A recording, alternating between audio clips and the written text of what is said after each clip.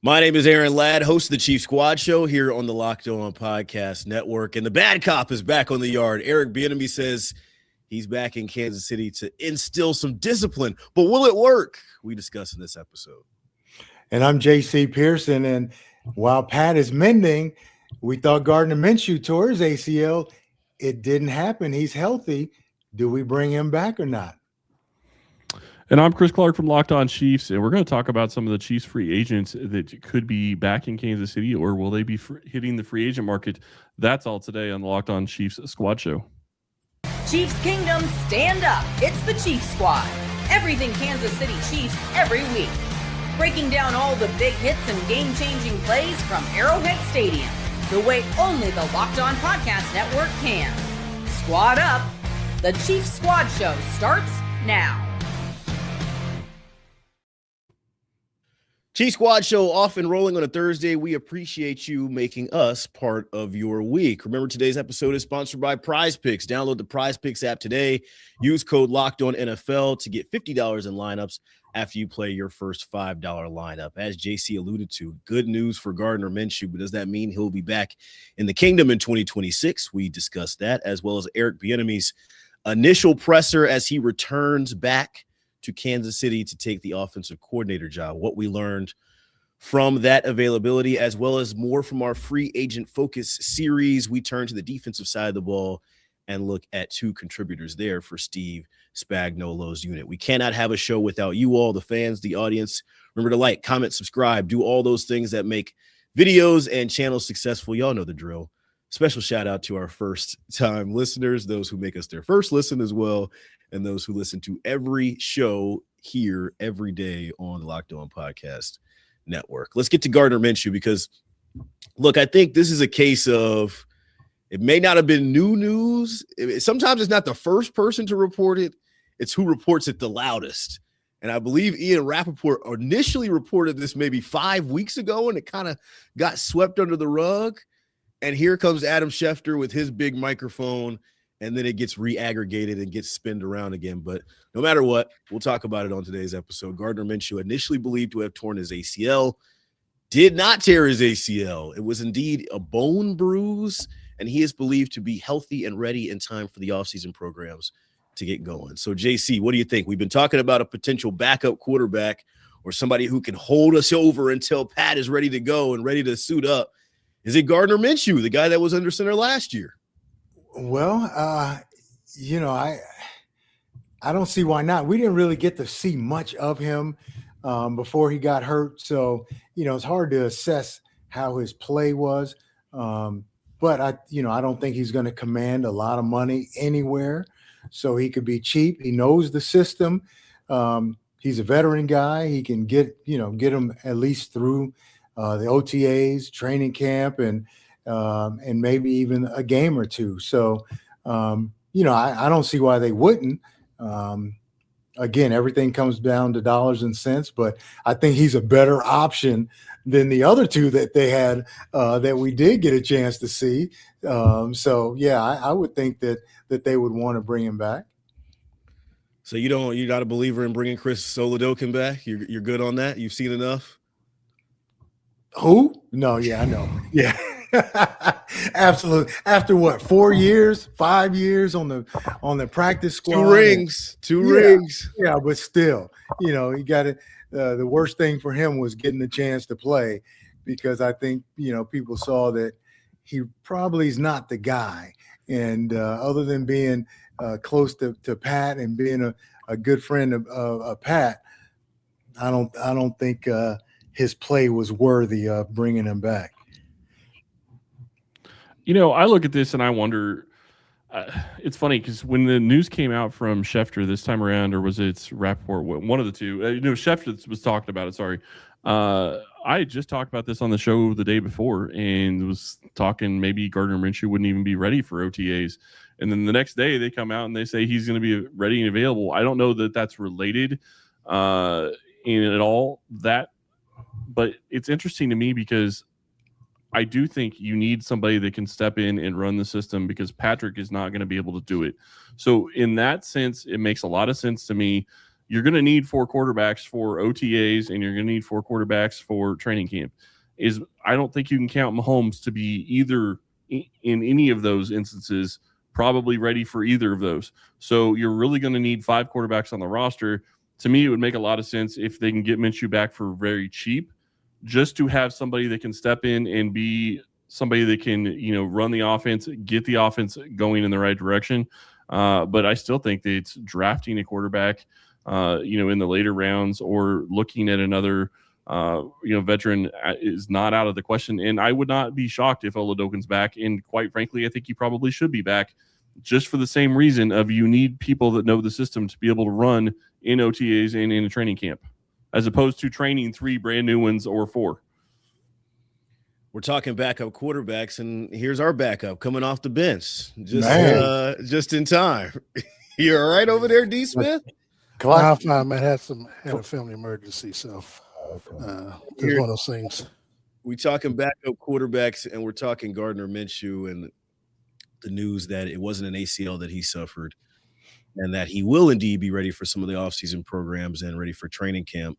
I think the way we could look at this is a couple ways, right? You can look at it as a guy who could take the first half of the season, give Pat the full runway to be able to come back at his own pace and slow down. I know that won't happen given his the way he's wired, but also the way the NFL is now, 17 games, the backup quarterbacks play. You can't just have a guy in there who is just going to be an arm or a break glass in case of emergency.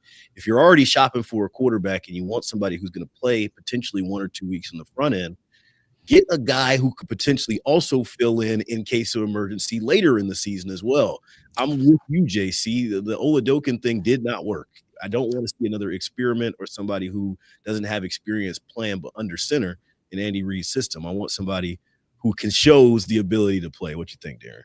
Let me answer this question before I answer that. But to your point, I don't want to see either one of them back, but that's just me. But when it comes to Minshew, was there any particular reason why he was quote unquote misdiagnosed or why, this information is coming out now that he didn't suffer an ACL tear versus at the time when when it happened? Because obviously with Mahomes, we knew what happened, and a day or two later he's getting surgery done, and we know what that was. Was there a reason why he was misdiagnosed or anything like that?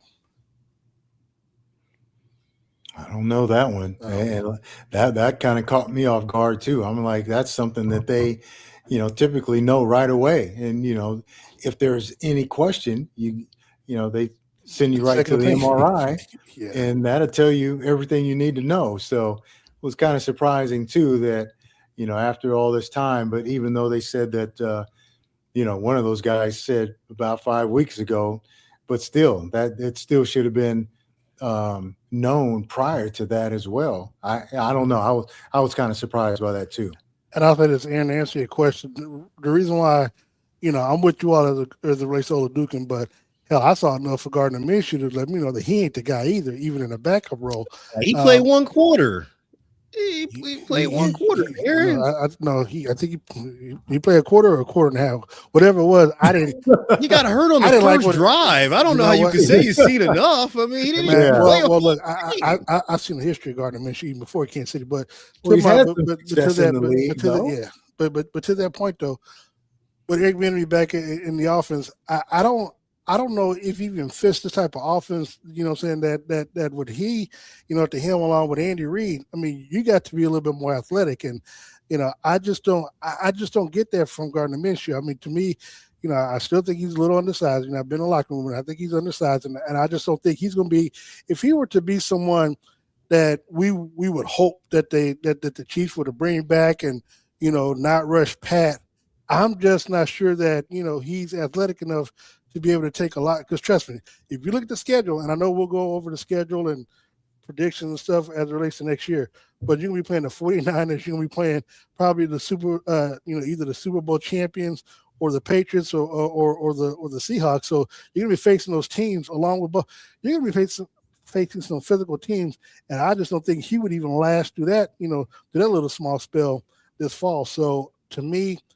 I appreciate his contributions to the team, but I wouldn't bring him back.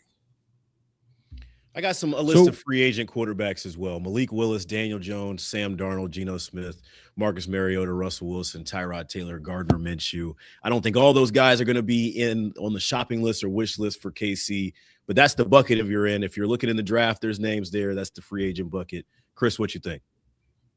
My only question to all three of you would be, if you don't bring either of them back, who's going to step in and run your offense? You can't have 4 brand new quarterbacks going into OTAs and going into training camp.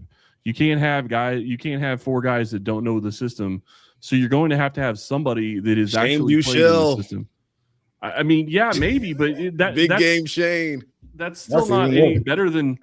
Is that any better than Minshew? Well, none of them are good. I mean, obviously the Chiefs can always draft as they did. I think with Chris, but to be quite honest, I mean, you deal with the hand that you dealt. I mean, yeah. Look, I've already said that I would go out and sign a backup, and I think I might have mentioned Tyrod Taylor or someone like that. But to me, just from what we saw this year, none of the quarterbacks that we had outside of Mahomes is good enough to be playing further. And obviously, Shane played enough, while he was here the first time around. But no, this is because one, you got to remember, a lot of the offensive skill players that we have are just a year older, so saying they might get a tick slow. And in this league, with the pass rush, what it is, and again the physicality of these teams that we're going to be facing, you need to bring some quarterbacks in that can withstand those hits. Gardner Minshew, if he got hurt on the opening drive against the Tennessee Titans, what the hell do you think is going to happen when he plays the Seahawks? All right, man. We're not holding that against him. I'm just saying. I don't know if I can. Does he owe you some money or something like that? What's the beef that you have with Gardner Minshew? He's had some success in the league prior to coming here, and obviously they saw something in him to make him their backup all year. I mean, they brought in Carson Wentz too. I mean, come on now. Okay. And Carson Wentz came in and drove him down the field in a big situation and really got him to the playoffs, right? Ended up going the team to was already 15-1, but I mean, okay. Yeah, Carson Wentz started a couple games this year for the Vikings. 90-some-yard drive without that. But, that was Chad Henne. But, where else are you going to go, especially for the dollars? And like you said, just because you bring Minshew back doesn't preclude you from signing someone else too. But to Chris's point, Minshew knows the system.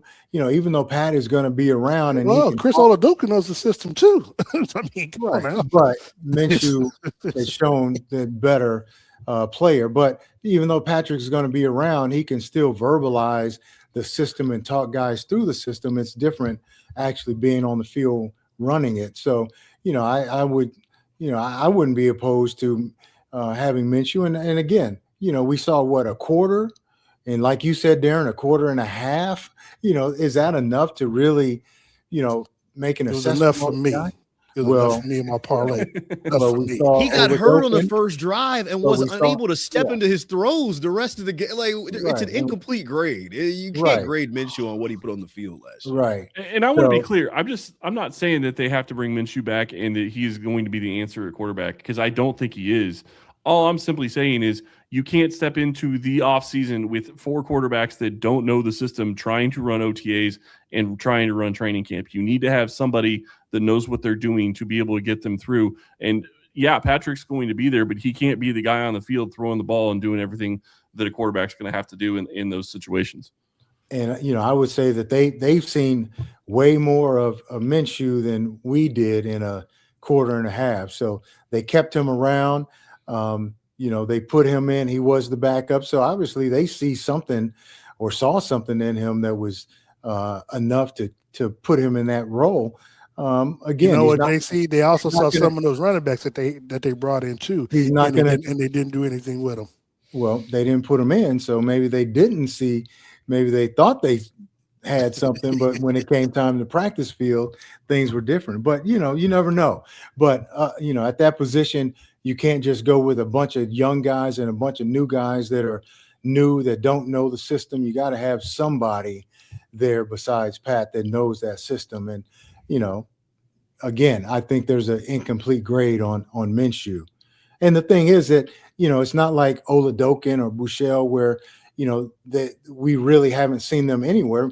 Minshew's had some success in the league, and albeit on other teams, but at least he's lined up and he's played and he's had some success. So, I would still think it's an incomplete on him here, but I wouldn't mind them bringing him back. I will say this really quick. My big thing is I would love to see them draft a quarterback. I want to see them try to develop somebody behind Patrick and be the young guy that can kind of be the backup going forward, regardless of what else they do and who they bring back for this season. Yeah, but where do you draft that guy at? Really, there's only one good one, and then so is a 6th round quarterback worth drafting? And, if he was that good, especially in this class, he would probably be drafted a lot higher. So, go find a Brock Purdy. Go find a Mr. Irrelevant. I mean, yeah, because I ain't gonna lie, because there's only one 5th rounder that's a Pro Bowler. So we've had enough for the quarterback. I stay away from those. To say it. Oh, geez. All right. Thank you, Darren. Darren's here, and he's mentioned Shadur Sanders in our very first segment. We're going to take a break. When we come back, we'll talk Eric Bieniemy as he addresses the media for the first time as the Chiefs offensive coordinator. You're listening to the Chiefs Squad Show on the Locked On Podcast Network. Let's be real. Managing your finances can feel overwhelming. Between subscriptions you forget about, bills that keep going up, and trying to figure out where all your money actually goes each month, it's easy to feel like you're losing control. And who has time to track every transaction or hunt down hidden fees? That's where Rocket Money comes in, the personal finance app that helps you take control. It finds and cancels your unwanted subscriptions, monitors your spending, and helps you lower your bills so you can grow your savings. I was shocked when Rocket Money showed me I was overpaying for Spotify and New York Times games that I completely forgot about. It's already saved me money. I love how it tracks all my subscriptions and lets me cancel them right in the app with just a few taps. No more hunting down customer service numbers. Let Rocket Money help you reach your finance goals faster. Join at rocketmoney.com/lockedon. That's rocketmoney.com/lockedon. rocketmoney.com/lockedon.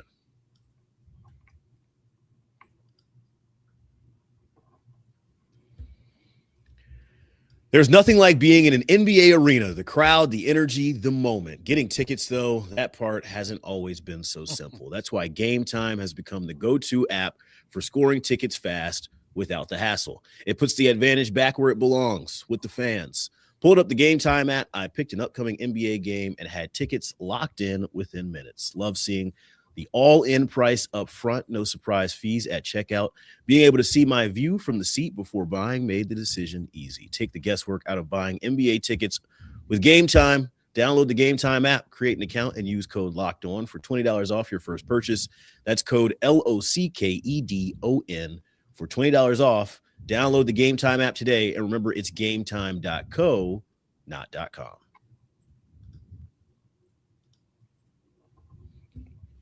We are back in on the Chiefs Squad Show here on the Locked On Podcast Network. Aaron Ladd, Darren Smith, JC Pearson, and Chris Clark talking some more Eric Bieniemy. The Chiefs' new offensive coordinator has a familiar face. It is the same post he held from 2018 to 2022. Darren Smith almost essentially fed Eric Bieniemy kind of some talking points ahead of this, because we got another message as soon as the presser ended that Eric Bieniemy stuck to the plan. And the one thing that stood out to me was that he was very, very certain about saying that he is going to be a disciplinarian in 2026. I believe the quote is, EB is still EB. He was asked what his relationship is like with Travis Kelce and Patrick Mahomes. Says they haven't talked football yet, but they're still fired up and excited to get back on the field. Darren, I feel like you got to get us started on this one. This was the coordinator you wanted. This is the guy, the source that texted you that he was on the way to Kansas City, and you reported that on this airwaves. How do you feel about the initial press conference from Eric Bieniemy? Did he win the press conference? Of course he did. Of course. Come on, dog. You in the media, man. You know you won the press conference. It's not even, I missed that. I missed that point that he texted you I know, I did too. I was, Yeah, I was like, I didn't realize I didn't know he was texted you. texting me. I thought he called you. Well, you know, I didn't know it was a text. I thought he because called you. I was gonna say Aaron knows something I don't know, because I know JC knows who I told him my source was, but so Well, you can share with me. I want to know who the source is. No, Okay. no, because you kiss and talk too much. So no. Oh my God. I'll just play. Oh my So God. but in all seriousness, going back to the presser, he hit on all the points. I mean, and I think he obviously won the press conference. But if you expected him to, kind of give you some of the answers that you would expect, that's exactly what he did. I mean, because again, and he said all the right things too. If Andy Reid calls you, you got to take the call. You know what I'm saying? I mean, if he asks you to come back, to fill a need, to fill a void, you can't help. It's kind of hard to turn Big Red down. I mean, if he's putting that call on you and leaning on you, like, and he's making you feel like we need you, and so. That's what a lot of players and coaches want to feel, I guess, from an employer. And so when Andy Reid is calling them and saying, look, man, we need you. We want you.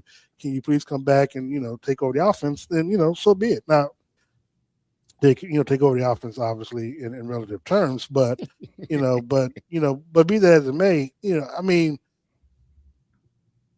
Andy Reid talked about what Bieniemy brings. And even when asked, because that was one of my questions that I was going to ask, like, what can the new players or the young players who have never coached and been coached by you, what can they expect? And I've been trying to, and I know I've said on the show and I've been telling people time and time again, he is teaching, and he said in the press conference, perfection. That's just, perfection, discipline, doing things right. So when it comes to the game time, it's executing. It's funny, a lot of people.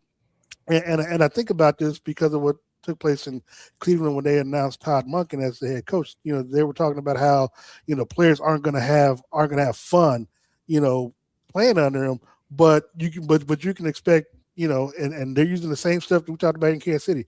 They're using, they're going to be held accountable, discipline, things are going to be changing up there. And what they do during the week is going to show probably fruits of the labor come Sunday. Again, not to say that Kansas City, that the Chiefs weren't disciplined, but there was a lot of areas that they were lacking. And while I respectfully disagree with Andy Reid when he talked about, that they were holding players accountable because, it didn't translate that on the field. I know because the record and the production showed. Again, to me, he was always someone that got on them during the week, but it transferred on the field because because of the success. Whether it was statistics, it was the numbers, it was the points on the board, it was Patrick winning the MVP, it was all the glitz and glamour. Again, these last 3 years. If you watching the Chiefs, yeah, they had success, but man, it was a struggle watching the teams play and watching them, these one-score games instead of blowouts and stuff. I mean, because you'd be stressed these last 3 years the way they were playing. Like, damn, are they going to get back to the Super Bowl? And if it is, like, man, how's it going to go? The times that they were playing outside of the 2020 year when they had COVID and their wrecked offensive line in the Super Bowl. I mean, everything was kind of like a blowout, except for, of course, the first time they got to Miami, they had to come back from behind. So I think he hit on all the points. JC, what do you think about EB's initial presser? The thing that I took from it, a number of things, but the thing about, him talking to Pat and Travis and can't wait to see them back in the building. So again, we knew Pat was going to be back. That don't mean nothing, man. That don't mean nothing. Hey, you're not going to be back in the building in OTAs if you're not trying to be part of this thing, especially for a guy like Travis. Why fly all the way back to Kansas City just to come into the training facility and say hi to EB? No, bro, it don't work like that. If you're back in the building in OTAs, and we hear how excited Travis is about EB also, I think that's very telling. And I think the biggest signs that we've had so far this offseason from either one of those guys that Travis is probably going to be back. So I think that's a good sign, and I think that's a kind of a giveaway that whether they let it slip or not, I took from that he plans on having Travis back on the team. I would agree with that. I think this probably does say something like he will be back, that Travis Kelce will be back. I like what Bieniemy said. I think that bringing accountability to this team is definitely something that they're absolutely needing. And it's interesting. I know we're talking about Bieniemy, but it broke right before we started recording that the Chiefs are asking to talk to McCullough as the potential running back coach, who used to be in Kansas City and is now with the Las Vegas Raiders. So you have to wonder, did EB coming back have anything to do with them wanting to go back to McCullough, who was a good coach when he was here, and I would be excited to have him back. And just to throw this out there, although I don't know that it really matters, McCullough was one of the reasons why Jeremiah Love went to Notre Dame. Yeah, I've talked to players when Dylan was the coach in KC. We talked to players there. I remember Clyde saying that he was one of the best coaches that he had on the staff. Obviously, was his position coach. And Eric Bieniemy was asked about the run game specifically, asked what his plan was to energize it, and he gave a shout out to head offensive line coach Andy Heck, who we had speculated that maybe be retiring in this offseason. Maybe that's another Easter egg where it's like, okay, the read between the tea leaves, the gang is coming back together. They're keeping the band together. I worry with Eric Bieniemy, though, and this is word to what you started it off with, Darren. It's like, how much does he really have to say? How much of this is going to be business as usual or reverting to the way things used to be? How much of this is going to be a cover for Andy Reid still not changing his philosophies and opening up? Like, if that's going to be my new run game thing, I can just pivot over to something else to bang the table over this whole offseason. It would be Andy Reid taking a deep, dark look in the mirror and being like, hey, I want to change some things. Hey, I want to compromise on some things. I want to let other people be a part of this offense in a way that it hasn't been in years past. I don't know if I've gotten that from the two availabilities that we had this week between Eric Bieniemy and Andy Reid. It just seems like, oh, EB's back in the fold. We made one quick call. He's back in the building. We're going to get up and roll. And it's like that kind of feels more status quo-ish than I was hoping for, more of a full build down to the studs and try and repair how we do things here. It just seems like they're trying to run back to 2016 or 2019 or whatever and get up and go. Well, I do share your concern as crazy as that may sound. I do share your concern. The biggest issue that I have is that when these type of pressures happen, they're happening via Zoom, so you don't get a chance to have a little back and forth. And so, to that point, because everybody's not allowed, everybody doesn't get a chance to ask a question. And then even though they try to limit to one person, one question, they cut you off. They didn't let you ask a question. Well, not even that. I mean, so let's say our guy Nate gets the first question. Granted, they want everybody to ask one question so they can get through more people, but everybody always say, "Oh, I got a follow up. I want to ask this. I got two." You know how it is, Aaron. Come on now, you've been on these. Well, usually if my name get called, Darren, I don't know. I don't know, but you know what I mean. You know what I'm saying. But that's why he doesn't have any clout, Aaron. What are we saying here? Hey, put it like this. They're better off having it on Zoom than having it live, because when we're there, I make sure nobody gets a question before me. So that being the case, because there's not a lot of give and take on those type of Zoom, you can't really push back. But you can text him directly. You don't need to ask questions on the Zoom. You have his information, Darren. Well, I was talking more so Coach Reid or somebody. When you talked about, when you talked about the play call and stuff, because look, okay, come on, man, text him and get him on the show. Okay, hold on. That would be nice. It's a long off season. Long off season. Hold on. We're having a lot of fun, but we still got to give information to our audience. So that's what we're trying. Let's hear it from the horse's mouth. We don't want to hear. We don't want to hear what you think. Let's hear it from EB, man. Hold on. First of all, you on Clark's payroll, so you need to go ahead and get him on the phone. I ain't got no text lately, though. Well, okay then. Thank you, Big Dog KC. But to your point, again, I just feel like because everybody's not allowed to ask a question. You can't really get a lot of pushback on these Zooms because nobody really asked the question like it was the last time he was here.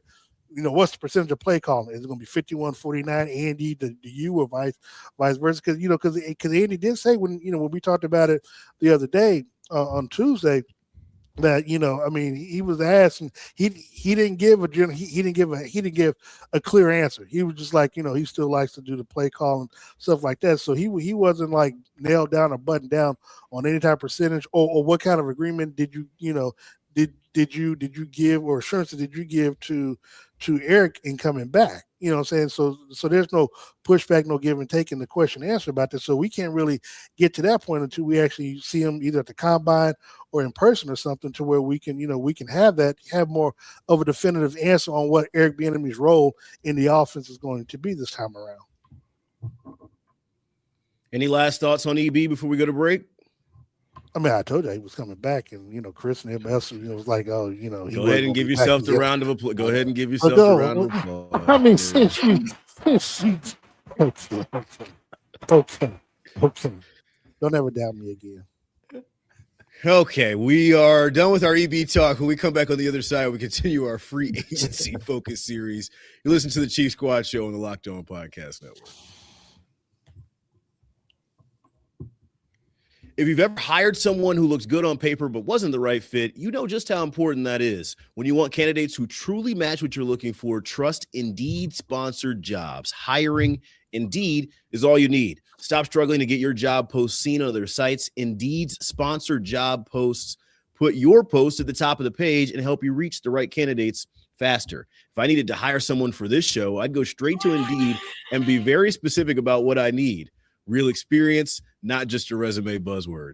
Instead of struggling to get your job post seen, Indeed sponsored jobs help your listing stand out and reach quality candidates faster. Spend more time interviewing candidates who check all your boxes with less stress, less time, and more results using Indeed sponsored jobs. Listeners of this show get a $75 sponsored job credit to help give your job the premium placement it deserves at Indeed.com/LockedOnNFL. Just go to Indeed.com/LockedOnNFL right now and support the show by saying you heard about Indeed on this podcast, the Chief Squad Show. Terms and conditions apply. Hiring, do it the right way with Indeed. Chief Squad Show rolls on a Thursday. Appreciate you making us part of your week. Aaron Ladd, J.C. Pearson, Darren Smith, and Chris Clark putting our goggles on as we focus in now on some on some free agents for Kansas City, unrestricted free agents, I will say. The first name I put on here was Leo Chenal, and this is a name that it was like weeks 15, 16. The Twitter GMs had already started. They already started typing away what's his marketplace value, what is it going to take to bring him back. I even saw some people speculate like, hey, let's sit him. We don't want him to get hurt going into the offseason to potentially impact the value. Let's go to Chris first on this one. Is this a player that you see is a must-have in Steve Spagnuolo's defense coming back in 2026? Or is it somebody that potentially you could replace through the draft or free agency? I think must-have is a little bit much. I would like him back, but I don't think he is necessarily a 4-3 linebacker. I think he would be better in a 3-4, so it's not going to shock me if he ends up elsewhere and gets a better offer somewhere else. I would like I said, I would like to have him back, and I do think that when you're looking at the linebacker room, you're probably going to be making a subtraction there with some cuts. So I would not be surprised if maybe that this is one that they want to try to keep just because he does fit what they want to do, and he does give you the ability to add some pass rush as well. Not necessarily all the time, but at least some, and that is a benefit. So I would like to bring him back. Whether or not that happens is a big question. 58 tackles in 2025 with 5 quarterback hits, played in 14 games, started 12 of them for Kansas City on a quick look at the box score. JC, what do you think? You're a defensive guy. What have you seen from Leo? I mean, he's a young guy that has some ability, made some plays, but is he a guy that if they lost him would be a huge loss? I don't think so. I think he's a replaceable guy, but if they could get him back at a decent price, he's a young enough guy. I don't see why they wouldn't, but if they didn't, like I said, I don't think it would be hard to replace that production that you just said, and I think they can get a little bit more out of that spot. But again, with all these guys we're talking about, it's going to come down to money. It's going to come down to their value out there on the market, and then we'll see what happens. But, if he didn't come back, I don't think it would be a huge loss. But would they like him to come back? Probably at the right number. Or the Chiefs drafted him out of Wisconsin. He is going to be 25 years old at the start of this upcoming season. What do you think, Darren? This linebacker room is interesting. And, of course, Nick Bolton is a guy who's had some injury problems in the past. I mean, really, JC echoed everything I would have said. It's all going to come down to money and what his value is on the market, on the free agent market. I think with this draft class, it's obviously probably the most successful draft class in in the 4 or 5 year span that the Chiefs have had in some time that I can remember. He had a lot of big plays this season, even on the record didn't show before his injury, but he's always had solid moments throughout his career in Kansas City. And like I said, whether he plays, and obviously Spags is the only system that he knows, since he's been here. So I don't know how he would thrive in someone else's system or whatever. I know I like to think it's more just see man, see the ball. But he's a good guy, good character. He's a leader as well in the locker room. And he's somebody. If he were to leave, it would be a pity for a lot of media, especially myself, because he's someone that is very approachable, very accessible. To the media. He always gives me a one-on-one, whether home or on the road. So, whether they win or lose, he's always wanting to talk to the press. So he's a good, solid NFL player that would be good on anybody's roster, on anybody's team. And to be quite honest, I can't say enough about players like him, because he is what you want in a defensive player. Like, JC, those are the type of players that you want on your squad, because, they're leaders, they play hurt, they go out there, they don't complain, they just go out there and do their job. Yeah, I talked to Leo in Green Bay a few years back and really appreciated the time. It was a tough loss for the team. A lot of guys want to shower and get out of there. And really all the linebackers I've had good experiences with. Stop me if I'm wrong here, but I'm looking at the list that we have in our chat. I have Leo Chenal as the only linebacker that is a pending unrestricted free agent. The rest of the team, or the rest of the unit, looks like this: Drew Tranquill, Nick Bolton, Jack Cochran, Jeffrey Bossa, and then there's some fill-out guys for the rest of the roster: Cooper McDonald, Brandon George, Cole Christensen, and the like. I'm kind of a mix of all of y'all. I'm a gumbo of all of y'all. If he goes, you got to get the replacement somewhere else. But I don't think it's a major loss. I remember when Nick Bolton was up for a contract extension and there were some talks about letting him walk. Look, the linebackers are the quarterback of the defense, right? If you want the extension of the coach on the field and the green dot and getting everybody in place, usually these are the guys that do that and get everybody where they need to be. I don't know. I was trying to Google and see what the market value would be. His cap hit last year was 3.6. That feels, we know Brett Veach, he's a bargain hunter. He's not a guy that's going to break the bank to begin with. It feels like go ahead.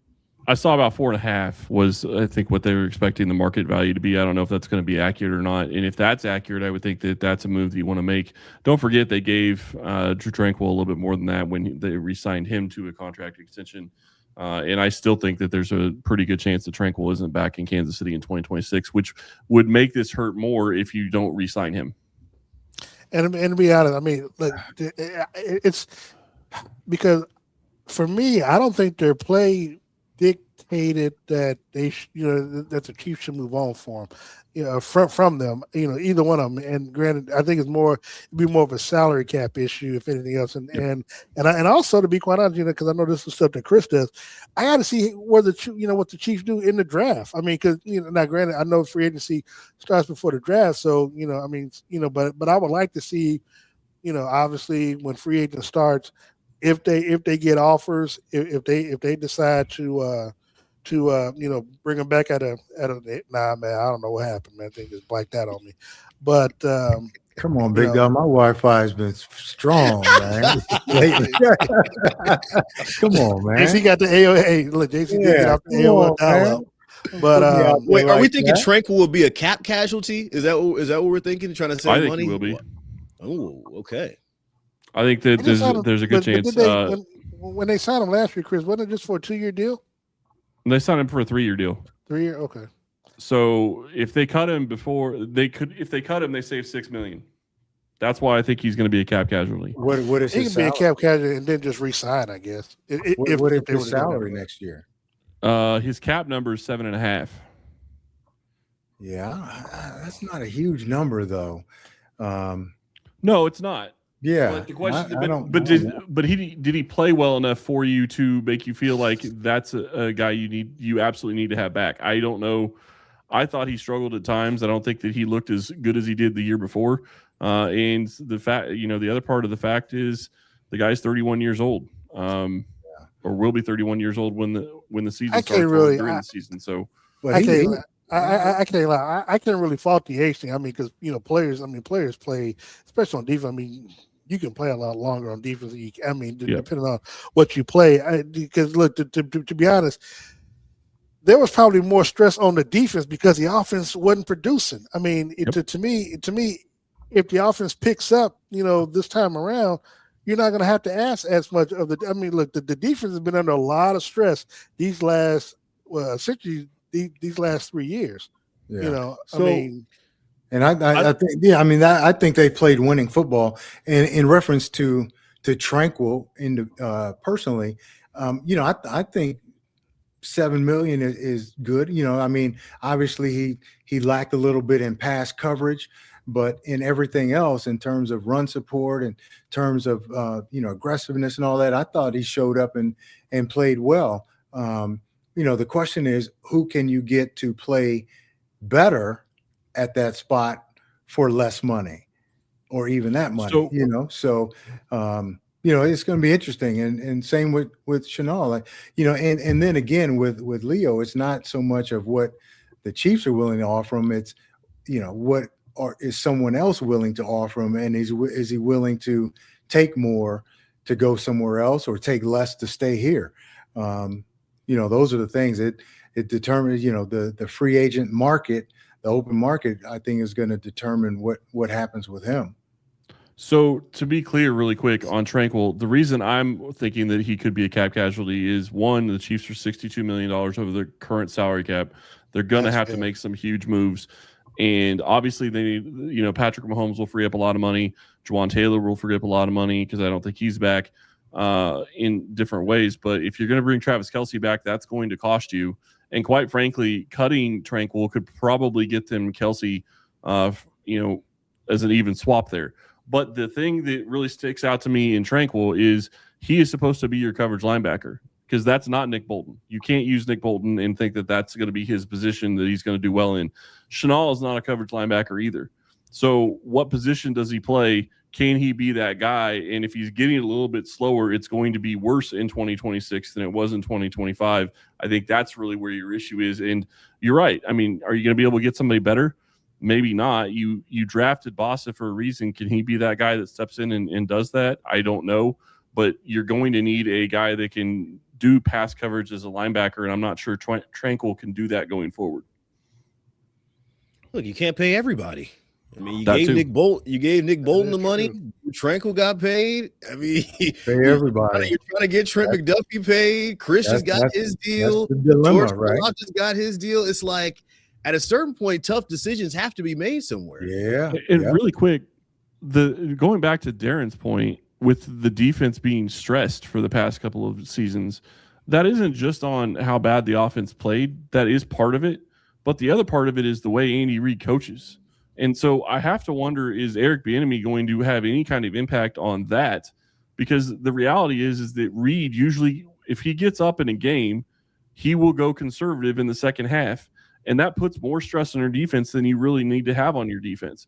there's no reason that Kansas City shouldn't have had some blowout wins in the season that they had a whole bunch in 2024 where there was 1-score games, because they should have been able to put the pedal down and score more points and be more aggressive, and they haven't done that. Can Bieniemy bring that back to the offense, which will then help the defense? Final thoughts on Leo Chenal? Yeah, on both of those guys, Chenal and Tranquil. I think with those guys, it starts up front too.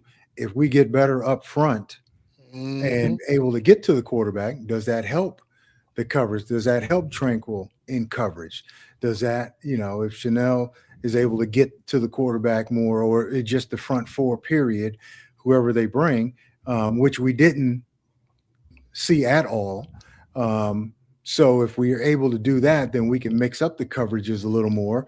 Don't have to play so much man, so much one or cover zero, and leave those guys out in coverage. We can mix it up with some zone and some zone blitzes, which help. But we weren't able to do that with just 4 guys. So we had to bring another guy. And so now these guys are left in man coverage all the time, which, they maybe they aren't as good at, and in the past didn't have to do as much of. So maybe if we get better up front and able to get to the quarterback and do some other things in the back end, it helps everybody. Well, JC, I got just something for you. We're going to talk about a defensive tackle in our next segment. We continue our free agent focus on the other side of this break. Tax season doesn't have to take over your life. This year, TurboTax is making it easier than ever to just hand things off and move on with your day. With TurboTax full service, you can have your taxes done for you by a trusted local expert, start to finish, without the stress or guesswork. Instead of spending hours trying to figure out forms, you can meet with a local TurboTax expert in person or connect online. They handle everything from W-2s to self-employed forms and work to get you every deduction for a limited time. You can have your taxes done by a local expert for just $150 all in. If a TurboTax expert doesn't file for you last year, just file by February 28th. Take taxes off your plate and get back to your life. Visit TurboTax.com/local to book your appointment today. Oh, we were so close. Was that you, Darren? Was that you giggling in the background? Yeah, man. Y'all do all this laughing. I'm handing off these reads.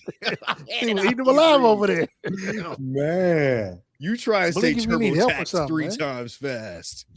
I'm not. That's the whole point. Final segment here on the Chief Squad Show. Aaron Ladd, JC Pearson, Darren Smith, and Chris Clark. We're talking free agent focus, and this is an easy one for me, and it's nothing personal. I want to go ahead and preface it with that. I like Derrick Nnadi as a person. He's always been very warm and welcoming to me in the locker room. Look, man. I don't want to get clipped up, Darren. I got to say it, man. Yo. Yeah, I just don't think he's an effective player anymore. And to add to this, to prove my point, the Chiefs already let him walk. He was a New York Jet for 3 weeks last year? And then when they realized that it wasn't really doing what they wanted it to do in the defensive front, and he was just on the street, it was like, okay, well, sure, we can. I mean, they let McCole Hardman go too, and he ended up going to win a touchdown for him in the Super Bowl. Okay, well, what did Derrick Nnadi do that was equivalent to what McCole Hardman did? Please. I mean, I'm looking at the stat line right now. Make Chris Jones happy. I don't know. 10 solo tackles, 0 sacks, 0 forced fumbles, 2.5 stuffs, if you want to say that he's a run stuffer or is part of the interior run defense. But for me, I don't really care what the price is. He's 29 right now. He's going to be 30 by the time the season starts next year. If we're trying to do fresh faces, if we're trying to get a pass rush, if we're trying to do something different than what happened last year, Derrick Nnadi doesn't need to be a part of the picture. That's Aaron Ladd's opinion. Now, is he an unrestricted free agent, or does he cost some money, Chris, or what? No, he's an unrestricted free agent, and I want to be clear on this. I actually kind of talked about this a couple of days ago on the Locked On Chiefs show. I don't want to see Derrick Nnadi back in Kansas City, although I would say in one scenario would I be okay with it. if you go out and you cannot draft somebody that should be playing his position, bring him back. I'm fine with that, because the reality is you have so many holes you need to fill in this on this roster. You're not going to be able to place somebody that is going to be a great player in every single position.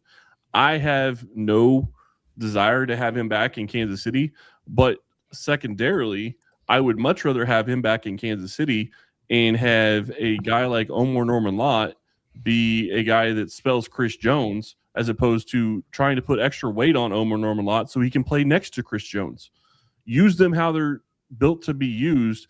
I think that's part of the reason Omar Norman Lott got hurt. And so to me, I wouldn't bring Derrick Nnadi back, but it's not – unfortunately, you have to be able to find somebody to replace him. The Chiefs don't have that, and they have really not helped themselves when it comes to the defensive tackle position or defensive line position for the most part for the past several years, because they just keep bringing back retreads. That's what I'm trying to avoid this time around. I get it. Got to put it where it goes and get it right there, didn't you, Chris? I mean, I can't argue that, because that's exactly what they've been doing. And I mean, look, I get it, because they help you win Super Bowls and get to the game, and you wanna try to run it back as much as you can, but sooner or later, you got to pay the devil his due. I mean, the rent's got to be due, and you've got to move on from time to time. And like you said, I mean, what's the use of drafting these players or signing some of these players to these contracts if you're not going to utilize them? I'm with you. If we're just saying bringing Derrick Nnadi back just to help somebody else play their true position, I don't. I mean, that's what the coaches are for. You're supposed to be coaching these players up. And I don't disagree with you, but who do you get to replace him? Because that's the problem. Who are you going to have go in and play his position? Players in the NFL, I would hope you could put me on Darren's shoulders. Put me on Darren's shoulders. We'll get a sack. Yeah, and I think that he's not going to cost a lot of money, and I think you can go out and get an older guy that is, maybe on his last contract too, that can just come in at that price and be a backup if you have, somebody that can step in and be that starter. The thing about bringing somebody in from the outside that may be similar situation is that it's a new city, new team, new area, and those guys tend to play a little harder initially because they're trying to prove themselves to the teammates, to the coaches, to everything. With a guy like Derrick, he's comfortable too. I mean, you can't say that he's not comfortable. He's been here, he knows all the guys know him, and it's a little tougher to get that little extra out of somebody when they're that comfortable, as opposed to somebody in a whole new environment that is coming to try to prove themselves. And I think you can probably find an older guy, similar situation as Derrick, and come in and maybe give you a little more juice, a little more bang for your buck at that spot. I mean this in the nicest way possible. The Jets signed him to a deal, and before week 1, they said, we all right. We're good here. The Jets that only won how many games? And y'all saw that defense last year. This defense couldn't even get an interception. But they also got a draft pick out of it from the Chiefs. Like that's a 7th rounder, a conditional 7th rounder. It's still a draft pick. I'm not saying that it's great, but like you talk about having to replace some of these players. That's how you replace some of these players. You use those 7th round picks that you have or you don't have to replace some of those players. I mean, look at some of the guys that the Chiefs have gotten in the 7th round. Pacheco has been bad for Kansas City. Don't get me wrong at times, but he was a 7th round pick. And the first couple of years before he started continually getting injured, he did play well. Maximum value. Yeah, you got maximum value from that. So you can get something from a 7th round pick. I get why they made the move. It made a lot of sense at the time because they thought they were going to have a chance to go back to the Super Bowl or at least make the playoffs. That didn't end up working out, so it looks like a very bad trade now. And to Chris's point, I mean, look, man. The Chiefs, I think hit damn near a grand slam in that 2022 draft. With Pacheco and Leo and all them. I mean, and it's hard to keep striking gold like that. But, a lot of it, to his point, is going to have to do with how, the scouting department and the players that you get in the draft. Because, what the Chiefs have been able to do with Patrick at the quarterback is they've always been able to draft well, well to where these rookies are getting practice or are getting reps with the starters day one of training camp, where Andy Reid is mixing and matching, these players in on offense and defense, saying so by the time the preseason come, these rookies are getting reps with the starters and stuff. And then, if you look at when the season starts, now when the lights are bright, they're not afraid. I mean, I think, who was it? It was against the Los Angeles Chargers. I think it was the first Thursday night game on Amazon. And I think it was Watson, but it was Watson. If you talk about the interception return, I was actually in the end zone that they returned it to. Yeah, I mean, that's just, again, I mean, you don't see that. I mean, you normally don't see that from those type of players, unless the coaching staff is mixing them in with the veterans, because a lot of times you're not going to see young players or rookies out there on the field like that, especially at a crucial moment like that. So, I mean, to me, it's going to go back to the front office and how they again kind of rip the studs, and get to the bottom of this roster and root it, because again, being over $60 million over the cap, you've got to really, really, really, just buckle down, and you're going to trim the fat. As we talked about, obviously you're going to get a lot of money from Mahomes restructuring, but all they're doing is continually pushing it down the can, which is fine because Mahomes is never going anywhere. So that's fine. I mean, you can always just roll his stuff over until he's 75 with the Chiefs, but everybody else, you only got so much time that you can push it down. And to be quite honest, I've never understood why teams and players do these type of contracts where look, I mean, if you're going to guarantee me the money, obviously you try to get as much of it front loaded, but and I do get the avoidable years, because what you try to do, you try to spread it out to help the cap.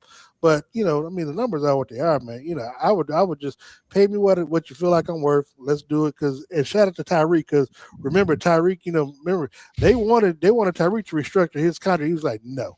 Pay me my money, and we saw that happen for him. But shout out to him for making sure he got all his money. Chris, you wanted to say something on Derrick Nnadi before we get out of here? No, not really. I think that it would make sense if they bring it back, just for the simple fact that they're going to need bodies, and he's going to be basically vet min. But I hope that it's not a situation where they plan on him playing much. But again, this goes back to, who are they going to replace him with? Who are they going to replace anybody with? How many holes? Like, if you look at the defensive line, just look at the defensive line by itself.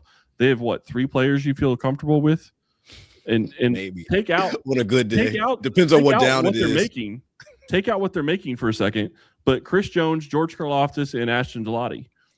Who else are you going to add to that you feel should be a starter for this team? And Omar Norman Lott. So there's 4, but he's coming off an injury. So you're going to have to replace a lot of this defensive line. Can you go out and draft him? No, you can't. You're not going to have the money to spend to go out and get him and get what you want either. So it's going to be tough to replace all these players this year.